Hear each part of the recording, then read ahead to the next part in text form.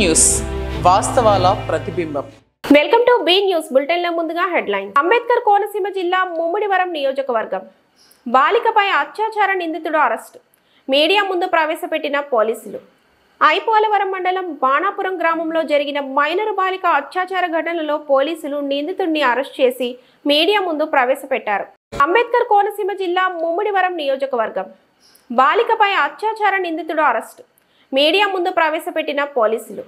ఐపోలవరం మండలం బాణాపురం గ్రామంలో జరిగిన మైనరు బాలిక అత్యాచార ఘటనలో పోలీసులు నిందితుడిని అరెస్ట్ చేసి మీడియా ముందు ప్రవేశపెట్టారు. ఈ సందర్భంగా అమలాపురం డీఎస్పీ మీడియాతో మాట్లాడుతూ అత్యాచార ఘటనపై పూర్తి విచారణ చేపట్టామని, బాలికపై నిందితుడు రాయపురెడ్డి సత్యవెంకటకృష్ణలు లైంగిక దాడికి పాల్పడ్డారని, ఇంకా చాలా మందిని ఇతను ఇలాగే చేసినట్టుగా తెలియవచ్చిందని, వారెవరూ ముందుకు రాకపోవడంతో ఒక బాలిక తల్లి ఇచ్చిన ఫిర్యాదు మేరకే కేసు నమోదు చేశామని తెలిపారు. నిందితుడికి నేర చరిత్ర ఉందని, గతంలో ఇతను మోటార్ సైకిళ్లు దొంగతనం, దొంగ నోట్ల మార్పిడి కేసులు నమోదు అయ్యాయని, ఇతనిపై సస్పెక్ట్ షీట్ ఉండేదని, తర్వాత ఇతనిపై సస్పెక్ట్ షీట్ను తొలగించామని అన్నారు. ఇతను ఐపోలవరం హైస్కూల్లో విద్యా కమిటీ కోఆప్షన్ సభ్యుడిగా ఉన్నారని, తండ్రి కంటే పెద్ద వయసులో ఉండి బాలికపై ఇతను చేసిన అఘాయిత్యం క్షమించరానిదని అన్నారు. ఇతనిపై ఐపోలవరం పోలీస్ స్టేషన్లో వెంటనే సస్పెక్ట్ షీటును తెరుస్తున్నామని, ఇతనిని కోర్టులో హాజరుపరుస్తామని, నేరం రుజువైతే జీవిత ఖైదు పడుతుందని అన్నారు. ఇప్పుడు అగైన్ అతని మీద ఒక షీట్ ఓపెన్ చేయడం జరుగుతుంది. ఈ పోక్సో కేసుల్లో ఎవరైతే మరి ముద్దాయిలు ఉంటారో, ముఖ్యంగా గ్రేవ్ కేసుల్లో, ఇదేమీ అవుట్ ఆఫ్ లవ్ అఫైర్ వచ్చిన పోక్సో కేసు కాదు.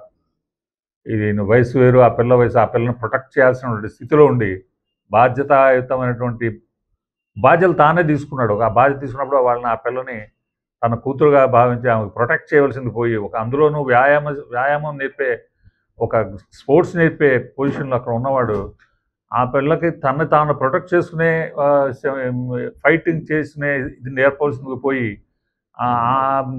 దాని ఉండటం చేనే దాన్ని గట్టేది చేను మేసేసిందనే సామెతలాగా ఆమె ప్రొటెక్ట్ చేయాల్సిన తన యొక్క విద్యార్థిని ఈయన కబళించాడు. సో ఇతను ఎట్టి పరిస్థితుల్లోనూ క్షమార్హుడు కాదు. ఇటువంటి వ్యక్తి మీద ఎట్టి పరిస్థితుల్లోనూ మనం షీట్ ఓపెన్ చేయవలసిందే. ఖచ్చితంగా మేము ఎస్ఐ గారికి ఇప్పుడు ఇదే సమక్షంలో మేము ఇన్స్ట్రక్షన్స్ ఇవ్వడం జరుగుతుంది. వారు వెంటనే మాకు ప్రపోజల్స్ పంపించాలి. షీట్ ఓపెన్ చేయడానికి రౌడీ షీట్ ఓపెన్ చేస్తాము. తక్షణం రౌడీ షీట్ ఓపెన్ చేస్తాం. ఇమ్మీడియట్గా ఓపెన్ చేయడం జరుగుతుంది. దాన్ని ఇప్పుడే తీయటం జరగదు. ఎందుకంటే ఇతని యొక్క ప్రవృత్తి పద్ధతిగా లేదు. ఇది కొంతకాలం పాటు ఇతని ప్రవర్తన చూస్తే కానీ ఆ షీట్ మనం కంటిన్యూ మీద నిఘా పెట్టవలసి ఉంటుంది. కాబట్టి షీట్ ఓపెన్ చేయడం జరుగుతుంది. మీ ద్వారా మేము అందరికీ తెలియవచ్చేది ఏంటంటే, ఇదే కేసులో ఆ విక్టిమ్ గర్ల్ ఎవరైతే ఉందో ఆమె మాకు ఒక ఉత్సాహమయం కలిగించే మాట చెప్పింది. ఆమె, ఏమ్మా నువ్వు ఎలాగ చెప్పావు, మీ తల్లికి ఎలా చెప్పావు నువ్వు ఇది జరిగిందంటే, మా స్కూల్లో అవేర్నెస్ మీటింగ్స్ చెప్తారండి మీ పోలీసులు వాళ్ళు, మహిళా పోలీసులు వచ్చి వారు ఏది గుడ్ టచ్, ఏది బ్యాడ్ టచ్, ఏది ఏంటి అని చెప్పారు. దాని మీద నేను మా అమ్మకి చెప్పాను అని చెప్పింది ఆ పిల్ల. సో ఇది ఒక మంచి పరిణామం. మేము ఇదే అందరికీ మేము చాలా మహిళా పోలీసుల ద్వారా కానీ, మా పోలీసుల ద్వారా కానీ మేము అనేక విమెన్ ప్రొటెక్షన్ మీద అవేర్నెస్ ప్రోగ్రామ్స్ కండక్ట్ చేస్తున్నాము. ఇది పిల్లలకి బాగా వెళ్ళాలి, తల్లిదండ్రులకు బాగా వెళ్ళాలి.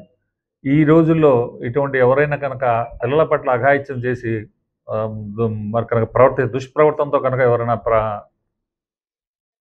బిహేవ్ చేస్తే వారిని ఎట్టి పరిస్థితుల్లో వదలకూడదు. వారిని చట్టానికి పట్టివ్వాలి, కఠినమైన శిక్ష పడాలి.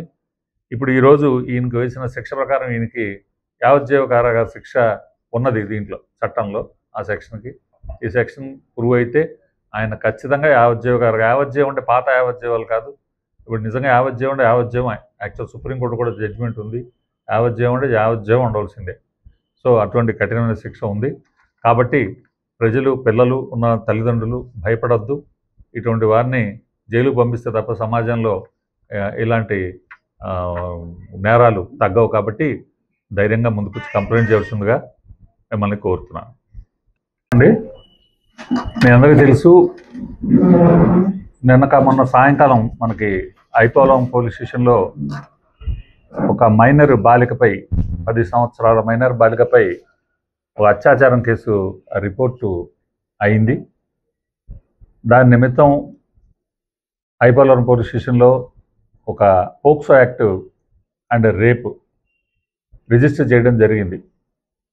ఆ దర్యాప్తులో భాగంగా నిన్న ఐపోలవరం పోలీస్ స్టేషన్ నేరస్థం అయినటువంటి బాణాపురం గ్రామానికి దర్యాప్తుగా వెళ్ళడం జరిగింది. అక్కడ ఉన్న సాక్షుల్ని విచారించడం జరిగింది. ఆ విక్టిమ్ గర్ల్ని హాస్పిటల్ పంపించడం జరిగింది. విక్టిమ్ గర్ల్ని ఎగ్జామిన్ చేయడం జరిగింది. అలాగే విక్టిమ్ గర్ల్ యొక్క మదర్ని, వారి బంధువుల్ని, ఎవరైతే నేరంకి తెలిసిన వారు ఉన్నారో వారందరినీ కూడా సాక్షులుగా విచారించడం జరిగింది. ఆ నేరస్థల పరిశీలన చేయడం జరిగింది. ఎక్కడెక్కడ ఏ ఏ గదుల్లో ఏ ఇళ్లలో నేరం జరిగిందన్నది కూడా ఆ విక్టిమ్ గర్ల్ చేత ఆమె పర్సనల్గా చూపించిన తర్వాత వాటిని మేము నేరస్థలాన్ని పరిశీలించడం జరిగింది. ఈ కేసులో నేరం పూర్తిగా సెప్టెంబర్ నెలలో జరిగింది. సెప్టెంబరు సుమారు 1వ తారీఖు నుంచి 31వ తారీఖు వరకు 30 వరకు ఒక 6 సార్లు మొత్తం ఓవరాల్గా అదే గ్రామంలో ఈ అత్యాచార యత్నం జరిగింది. సో దాని మీద కేసులో ముద్దాయి పేరు రాయపురెడ్డి సత్య వెంకట కృష్ణ ఎలియాస్ బాబీ. ఈయన బాణాపురం గ్రామస్తుడు, వయసు 45 సంవత్సరాలు, వివాహం అయింది, కుమారుడు సాఫ్ట్వేర్ ఇంజనీర్. ఆర్థికంగా బలం ఉన్న వ్యక్తే, వయసు కూడా 45 సంవత్సరాలు. మసిపాపకి ఆ అమ్మాయికి తండ్రి వయసు కనీసం ఇంకా అంతకంటే పెద్ద వయసే ఉంటుంది. కానీ అటువంటి వయసులో ఉండి కూడా ఈయన జిల్లా పరిషత్ హై స్కూల్ ఐపోలవరంలో ఒక విద్యా కమిటీ కోఆప్షన్ మెంబర్గా ఎలక్ట్ అయి ఉన్నారు. విద్యా కమిటీ కోఆప్షన్ మెంబర్గా పనిచేస్తూ ఈయన ఒరిజినల్గా నేషనల్ లెవెల్లో వాలీబాల్ స్పోర్ట్స్ మన్ అయి ఉండటం వలన, వాలీబాల్ ఆడే స్పోర్ట్స్ మన్ అయి ఉండటం వలన లోకల్గా ఉన్న స్కూళ్ళలో వాళ్ళకి ట్రైనింగ్ ఇచ్చిన నిమిత్తం ఈ స్కూళ్ళలో ఈ పిల్లలకి కోచింగ్ ఇవ్వటం జరుగుతూ ఉండేది. కొంతకాలంగా ఇక్కడ జరుగుతోంది. ఇలాగ విద్యా కమిటీ కోఆప్షన్ మెంబర్ కాబట్టి జిల్లా పరిషత్ హై స్కూల్లో ఆయన ఉంటాడు. ఆయన్ని విద్యార్థులు మాస్టర్ అని పిలుస్తారు. ఈయన ఒరిజినల్గా మాస్టర్ కాపోయినప్పటికీ విద్యార్థులందరూ కూడా ఆయన మాస్టర్ అంటారు. అలాగే ఆ పాఠశాలకు సంబంధించినంతవరకు ఆయన కోఆప్షన్ మెంబర్గా ఉన్నారు, విద్యా కమిటీలో ఉన్నారు. కాబట్టి ఆయన యొక్క ఇన్ఫ్లుయెన్స్ అక్కడ విద్యార్థుల మీద ఉంటుంది. ఆయన అవుట్ సైడర్ని అనడానికి వీల్లేదు. ఆయన ఇన్ఫ్లుయెన్స్ ఆ స్కూల్ విద్యార్థుల మీద ఉంటుంది. కాబట్టి ఆయన మీద ప్రత్యేకమైన బాధ్యత చట్ట ప్రకారం ఉంది. ఈ క్రమంలో ఆయన ఆ విక్టిమ్ గర్ల్ని చాక్లెట్స్ ఇచ్చి, 10 సంవత్సరాల పాప చాక్లెట్స్ ఇచ్చి లోపరుచుకుని మాయమాటలు చెప్పి ఆమెని తన ఇంటిలో, అలాగే తన సోదరుని ఇంటిలో తీసుకువెళ్ళి ఆ పిల్లని అత్యాచారం చేయటం జరిగింది. ఆ పిల్ల యొక్క ఆ అమ్మాయి యొక్క సాక్ష్యం ప్రకారం కనీసం 6 సార్లు మనకి ఆమె ఇది చెప్పడం జరిగింది. ఆమె ఇంకా ఇతర పిల్లలు కూడా ఉన్నారని అన్నది, కానీ ఎవరు మనకి నోటీసులోకి రాలేదు, ఎవరు ముందుకు రాలేదు. వచ్చినట్లయితే వారి మీద ఖచ్చితంగా ఆ ఫిర్యాదులు ఏమైనా ఇచ్చినట్లయితే దాని మీద కూడా యాక్షన్ తీసుకుంటాము. ఈ కేసులో ముద్దాయి అయినటువంటి రాయపురెడ్డి సత్య వెంకటకృష్ణ ఎలియాస్ బాబీని ఈరోజు అరెస్ట్ చేయడం జరిగింది. దర్యాప్తు పూర్తయింది. ఈరోజే ముద్దాయిని ముమ్మిడివరం ఏజీఎఫ్సీఎం కోర్టులో రిమాండ్ నిమిత్తం ప్రొడ్యూస్ చేయడం జరుగుతుంది. Thank you very much. Ambedkar Konaseema జిల్లా ముమ్మిడివరం నియోజకవర్గం కార్తీక శుద్ధ ఏకాదశి పర్వదినం శనివారం సందర్భంగా ముమ్మిడివరం శ్రీహరి సాంకేత నిలయం ఆలయానికి భక్తులు పోటెత్తారు. వేకువజాము నుండే మహిళలు ఆలయం వద్దకు వచ్చి ప్రదక్షిణలు చేసి స్వామివారిని దర్శించి ఆలయ ఆవరణలో కార్తీక దామోదర దీపాలను వెలిగించారు. కార్తీక మాసంలో ముఖ్యంగా శైవారాధన జరుగుతుందని, కానీ శివకేశవులు ఇద్దరు ఒకటేనని భావించే భక్తులు విష్ణుమూర్తిని కూడా భక్తితో కొలుస్తారు. అంబేద్కర్ కోనసీమ జిల్లా ముమ్మిడివరం నియోజకవర్గం కార్తీక శుద్ధ ఏకాదశి పర్వదినం శనివారం సందర్భంగా ముమ్మిడివరం శ్రీహరి సాంకేత నిలయం ఆలయానికి భక్తులు పోటెత్తారు. వేకువజాము నుండే మహిళలు ఆలయం వద్దకు వచ్చి ప్రదక్షిణలు చేసి స్వామివారిని దర్శించి ఆలయ ఆవరణలో కార్తీక దామోదర దీపాలను వెలిగించారు. కార్తీక మాసంలో ముఖ్యంగా శైవారాధన జరుగుతుందని, కానీ శివకేశవులు ఇద్దరు ఒకటేనని భావించే భక్తులు విష్ణుమూర్తిని కూడా భక్తితో కొలుస్తారు. పర్వదినం సందర్భంగా ముమ్మిడివరం మాజీ శాసనసభ్యుడు పొన్నాడ వెంకట సతీష్ కుమార్, అమలాపురం మాజీ ఎంపీ చింతా అనురాధ, వైసీపీ ఈసీఈ సభ్యులు పితాని బాలకృష్ణ తదితరులు ఆలయానికి విచ్చేసి దైవ దర్శనం చేసుకున్నారు. ఈ సందర్భంగా పొన్నాడ సతీష్ మాట్లాడుతూ, ఈ ఆలయం దినదిన ప్రవర్ణమానంగా వెలుగుతోందని, ఇక్కడ స్వామివారిని దర్శించిన భక్తులు కోరిన కోరికలు తీరడంతో మరలా వస్తున్నారని అన్నారు. ఈ ఆలయం అప్పన్నపల్లి బాలబాలాజీ ఆలయం, వాడపల్లి శ్రీ వెంకటేశ్వర స్వామి ఆలయంలో ప్రసిద్ధి చెందనున్నదని అన్నారు. ఆలయ ధర్మకర్త పెన్మత్స చిట్టిరాజు కృషి వలన ఆలయంలో దీపధూప నైవేద్యాలు, భక్తులకు అన్నదాన కార్యక్రమాలు నిత్యం జరుగుతున్నాయని ప్రశంసించారు. ఆలయానికి విచ్చేసిన భక్తులకు ఏ విధమైన అసౌకర్యం కలగకుండా క్యూ లైన్లు ఏర్పాటు చేసి అన్నదాన ప్రసాదాలను కమిటీ సభ్యులు అందజేశారు. మనం వాడపల్లి కానీ అప్పనపల్లి కానీ చూసాం. ఇవాళ దానికి సమానంగానే ఈ క్షేత్రం కూడా ఇవాళ సుమారుగా ఒక 10-15 వేల మంది ప్రతి శనివారం ఇక్కడికి వచ్చి దర్శనం చేసుకోవడం, అలాగే ఇక్కడ అన్నదానం కూడా, నిత్యాన్నదానం కూడా ఇక్కడ భక్తులందరికీ కూడా, అంటే సుమారుగా ఇవాళ 10,000 మందికి అన్నదానం కూడా ఇవాళ ఏర్పాటు చేసి ఇక్కడ భక్తులందరికీ కూడా ఇవాళ చేయడం జరుగుతుంది. దీనికి ముఖ్యంగా మా నాయకులు చిట్రాజు గారి కారణం. ఈ ఆలయాన్ని నిర్మాణం దశలో కావచ్చు, ఇవాళ దీన్ని ఆర్గనైజ్ చేయడంలో కావచ్చు, ఇవాళ అద్భుతంగా ఈ క్షేత్రం బాసిల్లుతుందని అంటే దానికి ప్రధానమైన కారణం చిట్రాజు గారు. ఈ ప్రాంతంలో ఉన్న భక్తులందరికీ కూడా వాళ్ళ కోరికలు తీర్చే ఒక వెంకటేశ్వర స్వామిని ఆలయాన్ని ఇక్కడ నిర్మించి ఇవాళ భక్తులందరికీ కూడా ఇవాళ స్వామివారి దర్శనం చేసుకునే భాగ్యాన్ని కలిగించిన మా నాయకుడు చిట్రాజుకి మనస్ఫూర్తిగా కృతజ్ఞతలు తెలియజేసుకుంటూ, అలాగే ఈ ప్రాంతంలో ఉన్నటువంటి భక్తులందరికీ కూడా ఏదైతే వెంకటేశ్వర స్వామి క్షేత్రం ఏ రకంగా ఉందో, అలాగే ఇక్కడ అరుణగిరిని ఏర్పాటు చేసి, అంటే ఇవాళ చాలామంది శైవభక్తులు ఎవరైతే ఉన్నారో వాళ్ళందరికీ కూడా ఇక్కడ ఒక ఆలయాన్ని నిర్మించాలని చెప్పి ఇక్కడ ఏదైతే అరుణాచలగిరి ఇక్కడ ఏర్పాటు చేసి భక్తులకి ఇవాళ దర్శనం చేసుకుని, అంటే అరుణాచలం వెళ్ళలేని భక్తులు ఎవరైతే ఉంటారో, ఆ గిరి ప్రదక్షిణ చేయలేని భక్తులు ఎవరైతే ఉంటారో వాళ్ళకి ఇక్కడ ఒక క్షేత్రాన్ని పెట్టి ఇవాళ ఈ ప్రాంత ప్రజలకి దాన్ని కూడా అందుబాటులో తీసుకొచ్చినందుకు మనస్ఫూర్తిగా కృతజ్ఞతలు తెలియజేసుకుంటూ, ఎవరైతే ఈ ఆలయాన్ని దర్శించిన భక్తులు చాలామంది వాళ్ళ కోరిన కోరికలు తీరుస్తున్నాయి, మేము మళ్ళీ వస్తున్నామని చెప్పి నిజంగా ఎవరైతే చెప్తున్నారో మా అందరికీ కూడా చాలా ఆనందంగా ఉంది. ఇది మరో అప్పనపల్లిలాగా వాడపల్లిలాగా ఒక దైవ క్షేత్రం, పుణ్యక్షేత్రం అయినందుకు ఇవాళ నిజంగా వెంకటేశ్వర కలియుగ దైవం వెంకటేశ్వర స్వామి మనస్ఫూర్తిగా మా ఈ నియోజకవర్గ ప్రజలందరికీ కూడా మంచిగా ఆయన ఆయురారోగ్యాలు ఆయన ప్రసాదిస్తూ దీవిస్తున్నందుకు స్వామివారిని మనస్ఫూర్తిగా కృతజ్ఞతలు తెలియజేస్తున్నాం.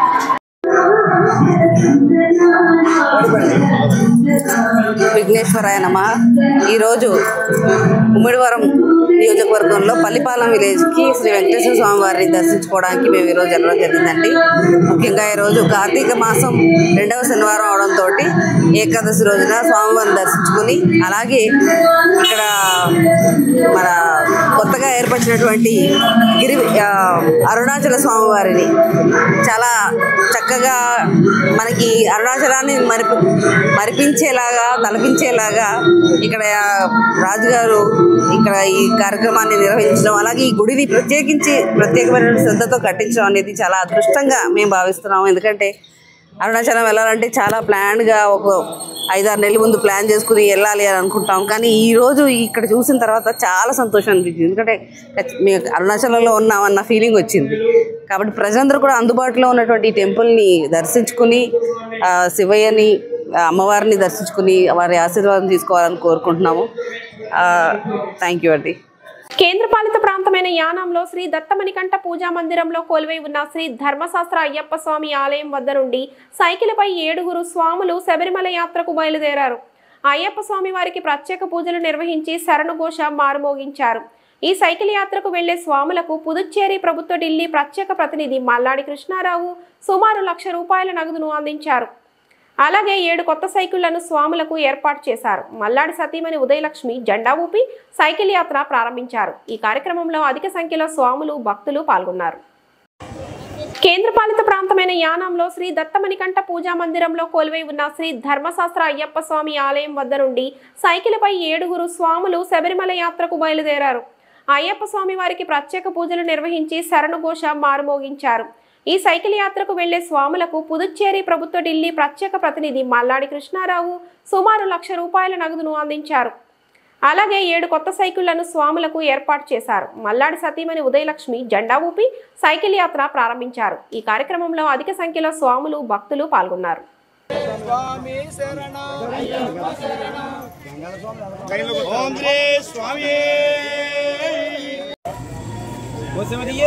పట్టుకో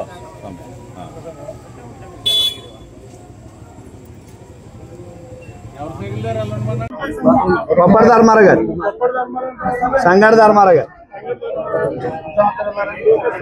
అక్కడ తిరుమల ఏర్బాబు గారు నచ్చవండి తిరుపతి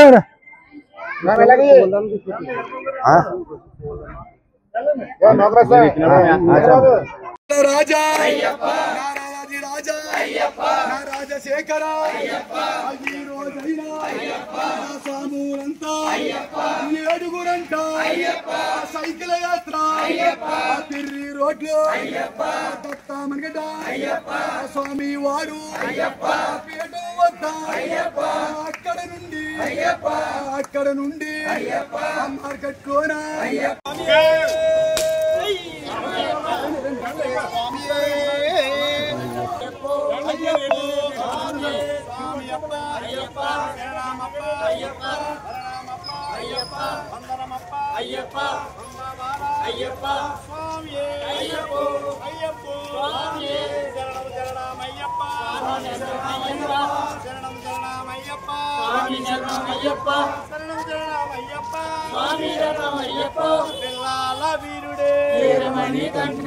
వీరమణి కంఠుడే వీరుడే రాజాది రాజుడే రాజా కుమారుడే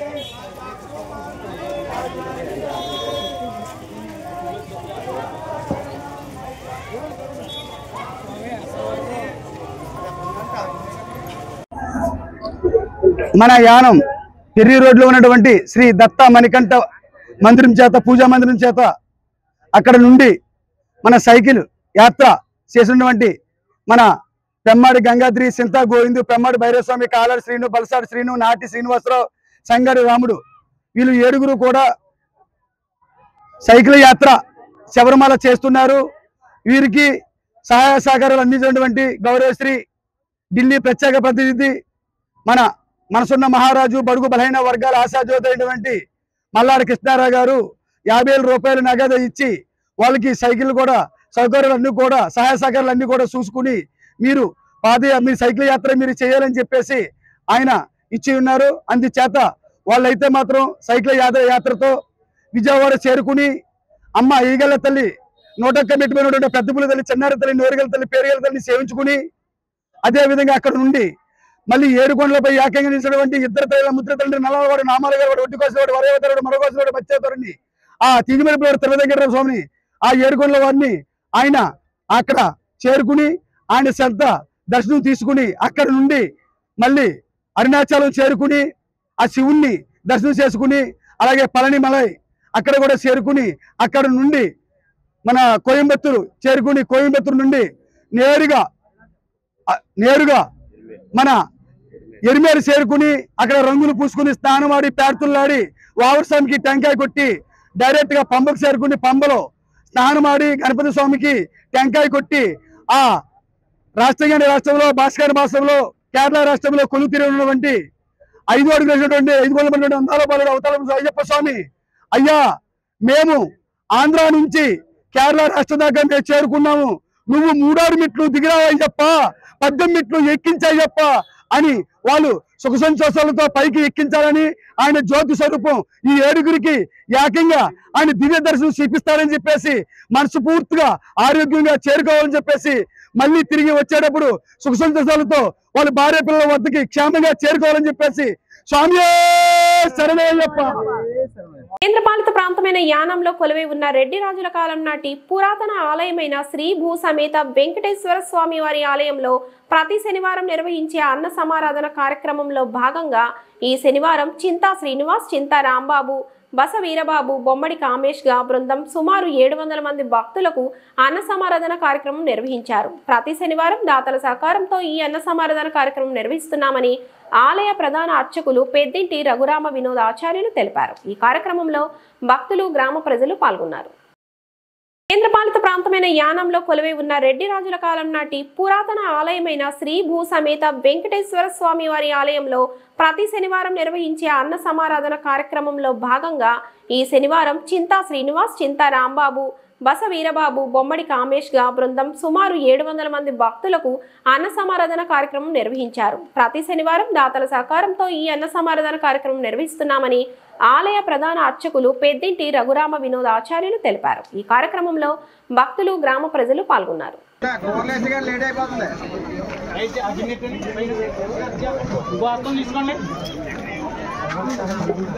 చెల్లెం గారు మీరు ఇంకెళ్ళారండి అదరికి ఈసారి ఇంకోళ్ళు ఇచ్చుకోండి రైస్ వాస్తవం తీసుకోండి స్పేర్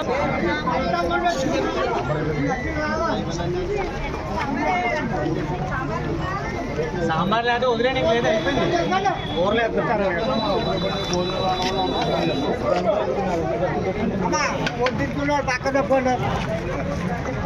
నవంబర్ 1వ తేదీన పుదుచ్చేరి విమోచన దినోత్సవాన్ని యానం శ్రీ చైతన్య పాఠశాలలో ఘనంగా నిర్వహించారు.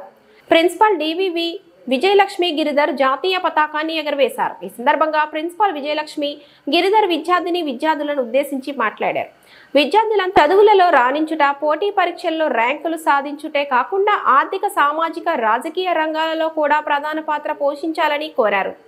భారత స్వాతంత్ర దినోత్సవానికి, పాండిచ్చేరి విమోచన దినోత్సవానికి ఉన్న తేడాను వివరిస్తూ 1947 ఆగస్టు 15వ తేదీన భారతదేశానికి స్వాతంత్రం వచ్చినప్పటికీ పాండిచ్చేరి కేంద్రపాలిత ప్రాంతం ఫ్రెంచ్ వారి ఆధీనంలోనే ఉండిపోయిందని, 1954వ సంవత్సరం నవంబర్ 1వ తేదీన ఫ్రెంచ్ వారి ఆధీనం నుంచి సంపూర్ణంగా విమోచన చెందిన కారణంగా నవంబర్ 1వ తేదీని పాండిచ్చేరి విమోచన దినంగా జరుపుకుంటామని వివరించారు. ఈ సందర్భంగా Uttarandhra executive M V. Suresh, Kakinada regional incharge P. Gopinath విద్యార్థులను వారి యొక్క తల్లిదండ్రులు అభినందించారు. మరియు పాఠశాల డిన్లు M. Seshagirirao, T. Venkataratnam, AO Kumar విద్యార్థులను అభినందించారు. నవంబర్ 1వ తేదీన పుదుచ్చేరి విమోచన దినోత్సవాన్ని యానం శ్రీ చైతన్య పాఠశాలలో ఘనంగా నిర్వహించారు. ప్రిన్సిపల్ డివివి విజయలక్ష్మి గిరిధర్ జాతీయ పతాకాన్ని ఎగరవేశారు. ఈ సందర్భంగా ప్రిన్సిపల్ విజయలక్ష్మి గిరిధర్ విద్యార్థులను ఉద్దేశించి మాట్లాడారు. విద్యార్థులను చదువులలో రాణించుట, పోటీ పరీక్షల్లో ర్యాంకులు సాధించుటే కాకుండా ఆర్థిక, సామాజిక, రాజకీయ రంగాలలో కూడా ప్రధాన పాత్ర పోషించాలని కోరారు.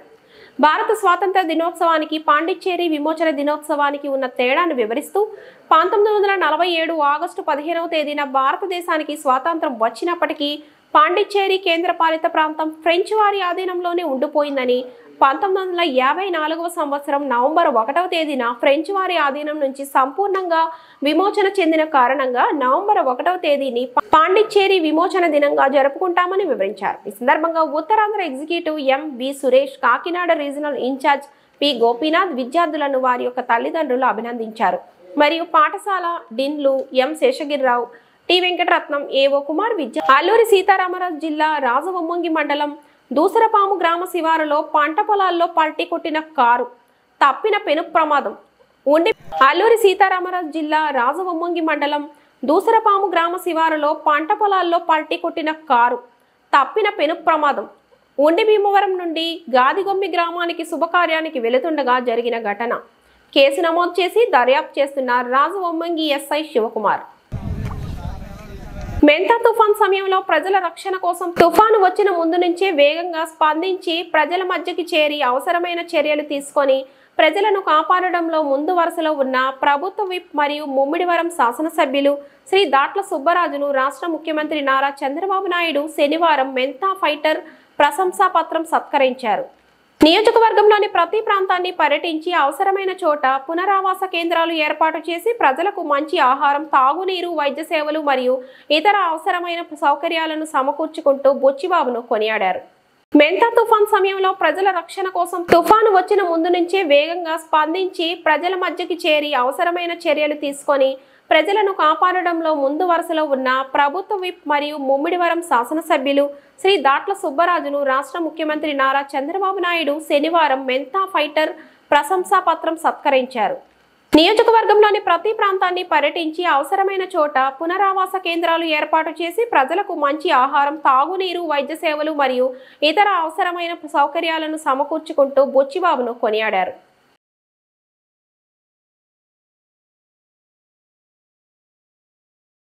కోనసీమ జిల్లా రామచంద్రపురం నియోజకవర్గంలో నష్టపోయిన రైతులను వెంటనే ప్రభుత్వం ఆదుకోవాలి అంటూ పిల్లి సూర్యప్రకాష్ డిమాండ్ చేశారు. మెంతా తుఫాన్ ప్రభావంతో దెబ్బతిన్న వరి పంటలు వెల్లకందులపాలెం, తాటిపల్లి, నరసారావుపేట, ఓదూరు, చోడవరం గ్రామాల్లో పంటలను పరిశీలించి రైతుల సమస్యలను తెలుసుకున్న రామచంద్రపురం నియోజకవర్గ కోఆర్డినేటర్ శ్రీ పిల్లి సూర్యప్రకాష్ మాట్లాడుతూ నష్టపోయిన రైతులను ప్రభుత్వం తక్షణమే ఆదుకోవాలి, వారి నష్టాన్ని అంచనా వేసి తగిన పరిహారం చెల్లించాలని డిమాండ్ చేశారు.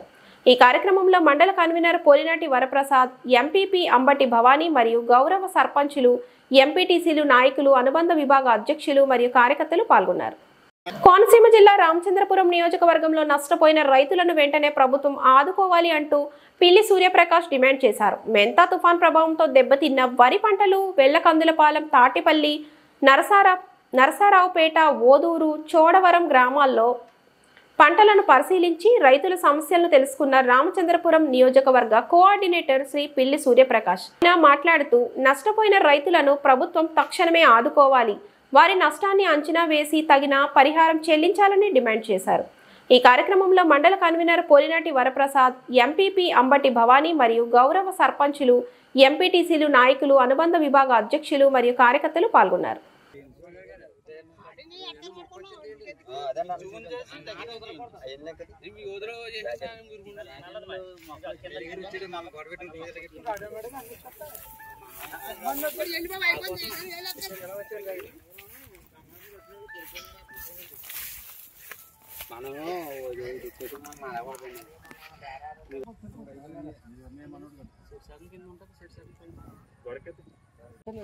నాగేశ్వర గారు మొత్తంగా ఎంత ఎకరాలు సాగు చేస్తున్నారు?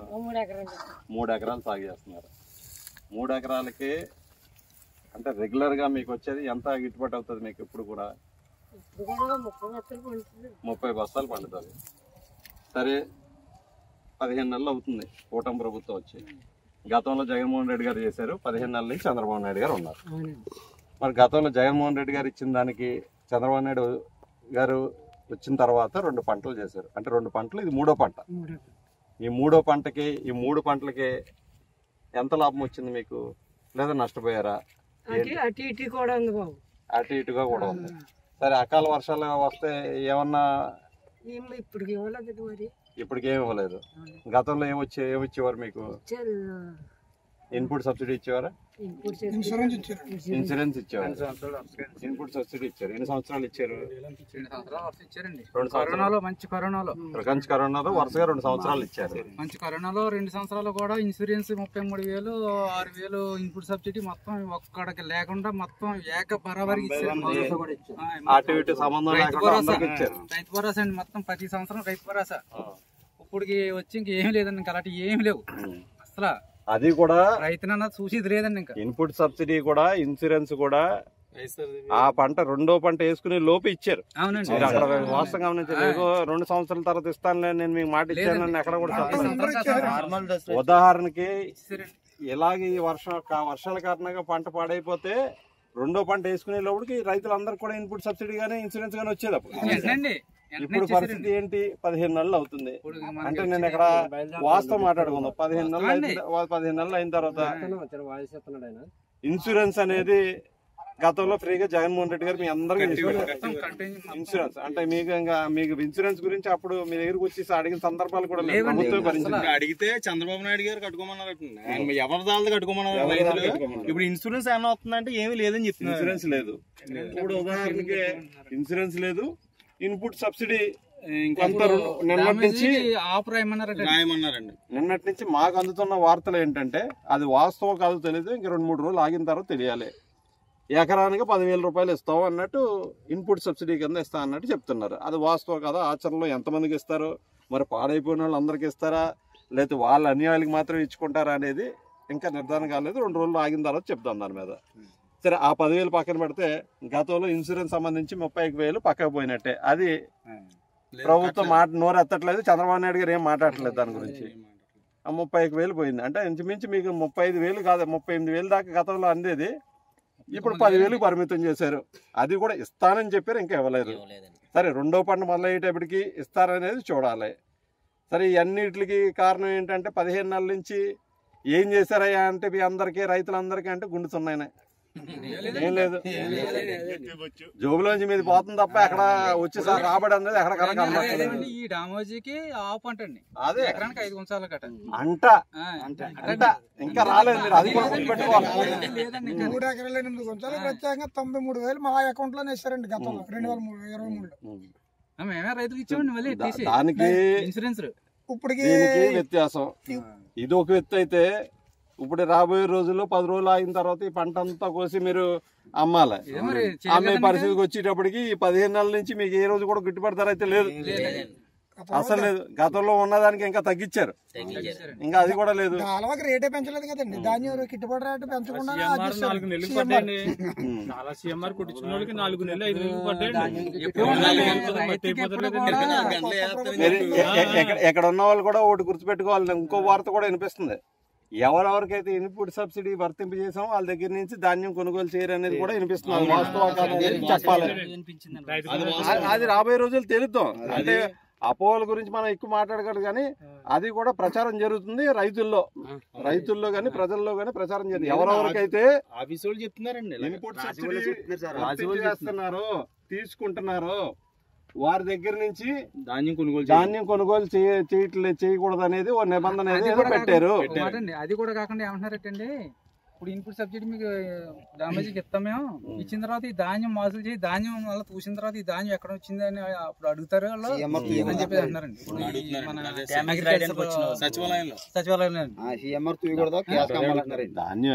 ఎంతో కొంత అవుతుంది కదండి. ఇప్పుడు 35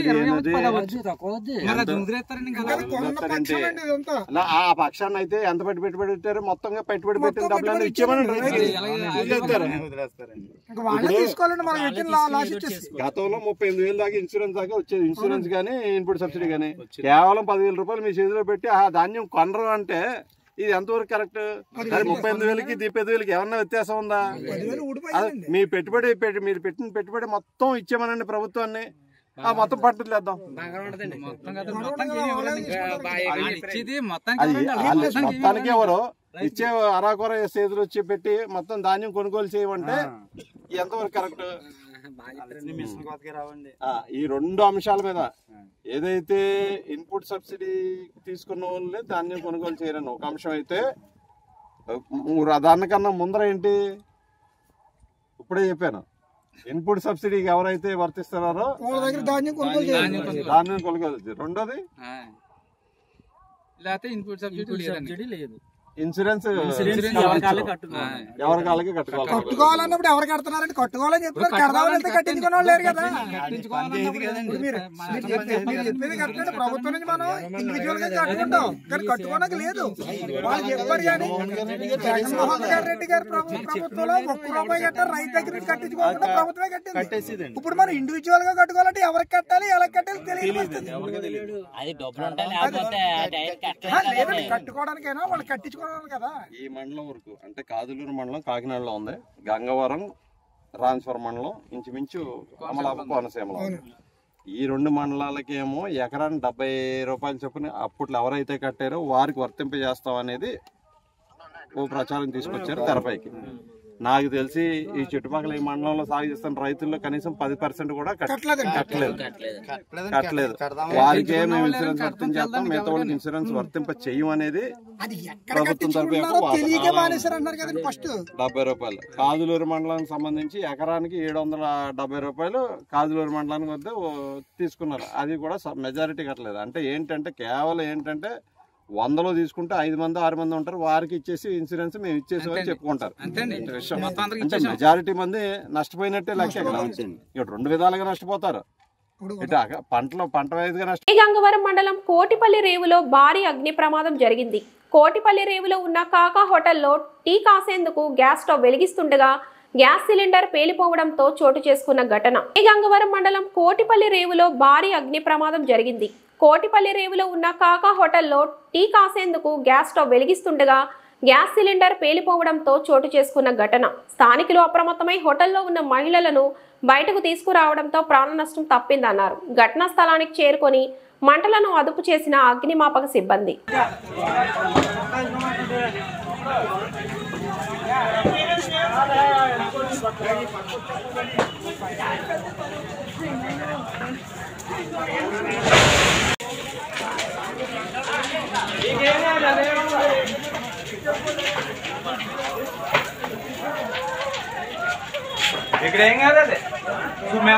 కేంద్రపాలిత ప్రాంతమైన యానం కొత్తపేటలో పవిత్ర కార్తీక మాసం ఏకాదశి సందర్భంగా శివలింగాలతో 24 గంటల పాటు ఉపవాసంతో సుమారు 50 గంటలకు ప్రత్యేక పూజలు నిర్వహించారు.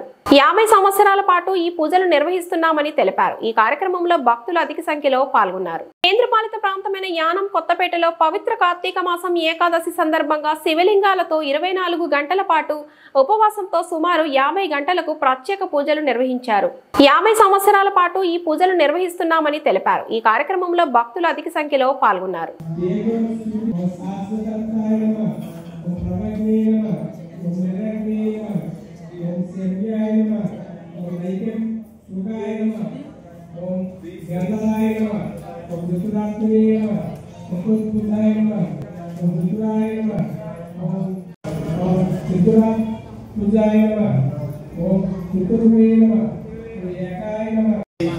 శ్రీ ఎస్ఎం సోహం శ్రీరామదండయ్య రాజయోగేంద్రుల వారు ఇక్కడ ఈ కార్తీక బోధనేక ఏకాదశి వ్రతము స్థాపించి ఇప్పటికి 51 సంవత్సరం వారి శిష్యులు ఆయన ఎలాగైతే స్థాపించి శివలింగాలతో ఈ పూజారాధన జరిపించారో ఇప్పుడు కూడా అలాగే ఆయన చెప్పిన మాటల ప్రకారంగా ఆయన శిష్యులందరూ కలిపి ఇప్పుడు పూజ కూడా అదే రకంగా జరుపుతున్నారు. ఇప్పటికి 51 సంవత్సరం అయింది. ఈ పూజ ఇలాగే కొంతమంది భక్తులతో సాయపడి ఈ పూజను ఇంకా జరగాలని మన కృష్ణారావు ఆయన ప్రోత్సాహంతో ఈ పూజ ఇంకా ముందుకి సాగాలని ఆయనే దీనికి ప్రోత్సహించి ఎదరికి నడిపించి ఆయనే అలాగే భక్తులు ఇక్కడ ఉన్న మహాతల్లు మహనీయులు అందరూ కూడా ఇంకా ముందుకు ఈ పూజలు తీసుకెళ్తారని కోరుతూ ఈ మానవ జన్మం ఎప్పుడొకప్పుడు మనకి మరణం తప్పదు. ఎప్పుడో ఒకసారి మనం మరణించక తప్పదు. ఆ మరణం చాలా ముందుకుంటా మనం చేసేది ఏంటంటే 2 మార్గాలు, పాపము పుణ్యం. ఈ పాప మార్గంలో నడిస్తే మరలా జన్మలు ఎత్తుతూనే ఉంటారు. అదే పుణ్య మార్గంలో నడిస్తే జన్మానికి రారు, మోక్షానికి వెళ్ళిపోగలుగుతారు.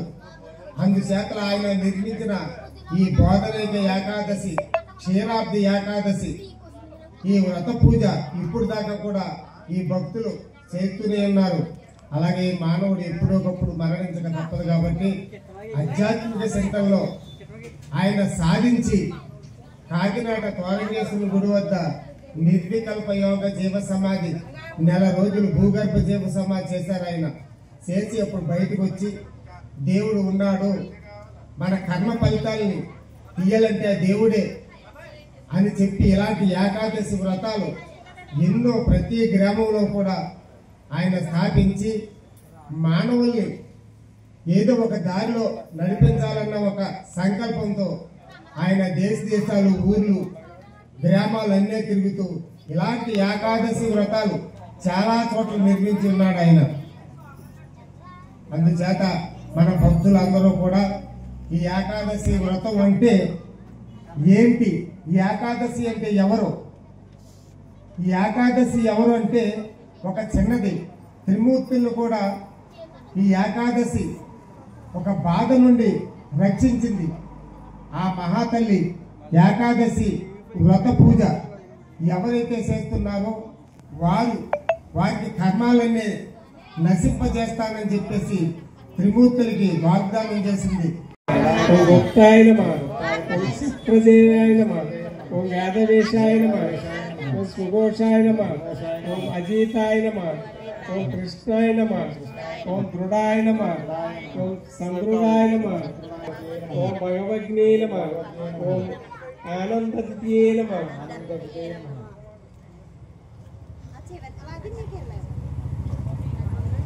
ఓం నిరాయ నమః ఓం వీషాయ నమః శతమాయ నమః ఓం శాంతాయ నమః ఓం నిష్ఠాయ నమః నిష్ఠాయ నమః ఓం పురణ్యాయ నమః ఓం శుభాయ నమః ఓం శాంతిమతియే నమః ఓం శ్రేష్ఠాయ నమః ఓం కమోదాయ నమః ఓం కమలేశ్వరాయ నమః ఓం గోప్తియే నమః ఓం గోప్తాయ నమః ఓం నమః ఓం శ్రీవత్సలాయ నమః ఓం శ్రీనివాసాయ నమః ఓం పరాత్పరాయ నమః ఓం మహాత్మనే నమః ఓం దాయాయ నమః ఓం శ్రీధరాయ నమః ఓం శ్రీనివాసాయ నమః ఓం శ్రీనిధయే నమః ఓం విభవాయ నమః ఓం ధరాయ నమః ఓం క్రమాయ నమః ఓం శేషాయ నమః ఓం శ్రీమతియే నమః ఓం లోకరక్షకాయ నమః ఓం సురదక్షకాయ నమః ఓం సర్వాంగాయ నమః ఓం శతాయ నమః ఓం నందయే నమః ఓం జ్యోత్కరాయ నమః ఓం నిత్యే నమః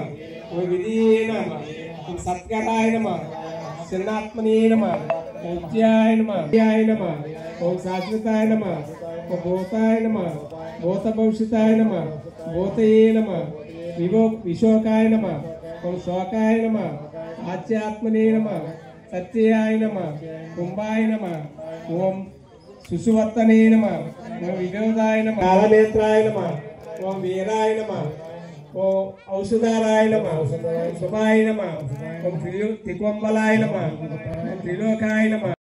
ఈ తిథులు అన్ని తిథుల్లో కంటే ఏకాదశి చిన్నది చాలా పవిత్రమైనది కాబట్టి ఈ ఏకాదశి వ్రతాన్ని ఎవరైతే ఆచరిస్తున్నారో వారికి మరుజన్మ లేకుండా పోతుందని చెప్పేసి మన గురువు గారు అయినటువంటి శ్రీ అసలం తోహం శ్రీరామదండయదాస రాజయోగేంద్ర వారు చెప్పి ఉన్నారు.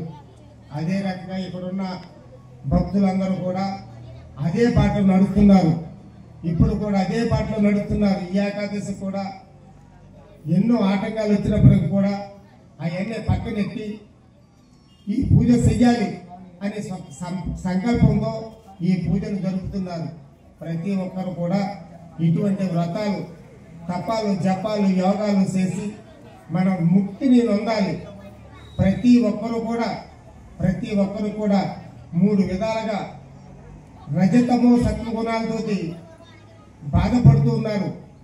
రజోగుణం నాశనం చేస్తుంది, తమోగుణం పుట్టుతూ సచ్చుసు చేస్తుంది, సత్వగుణం మోక్షానికి చేరుతుంది. అందుచేత ప్రతి ఒక్కరు కూడా సత్వగుణాన్ని పాటిస్తూ ఈ రజోగుణాన్ని పక్కనెట్టి తమో గుణాన్ని అది పోదు. అందుచేత మన భక్తులందరూ కూడా ఈ వ్రత దీక్ష ఇప్పటి నుంచి రాత్రి నుంచి మళ్ళా ఈ రాత్రి 2:40 దాకా ఉంటుంది. అప్పుడు దాకా ఈ భక్తులందరూ కూడా కటికి ఉపవాసం చేస్తున్నారు. అంటే ఏమి తినరు, నిద్ర అవ్వకూడదు. ఏకాదశి అంటే నిద్ర అవ్వకూడదు. ఏకాదశి తగిలిన కాడి నుంచి మరలా ఏకాదశి సమర్పితం అయిన వరకు నిద్ర అవ్వకూడదు, భోజనం చేయకూడదు. కటిక ఉపవాసం చేసి ఈ ఏకాదశి ద్వాదశి పారాయణంతో ఈ ఏకాదశి సమర్పితం చేస్తున్నారు. బ్రాహ్మణాయ నమః ఓం బ్రహీణాయ నమః బ్రహ్మజ్ఞే నమః బ్రహ్మజ్ఞాన ప్రియాయ నమః మహాక్రమాయ నమః మహాకర్మణే నమః మహాతేజాయ నమః ఓం వసుప్రభాయ నమః వాసుదేవాయ నమః వాసయే నమః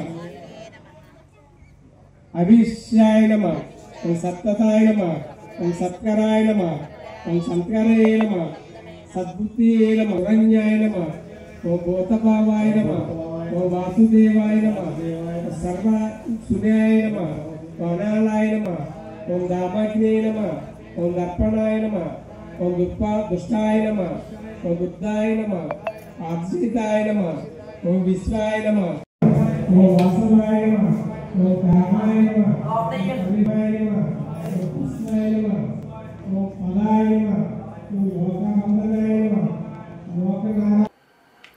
ఈ వార్తలు ఇంతటితో సమాప్తం. నమస్తే.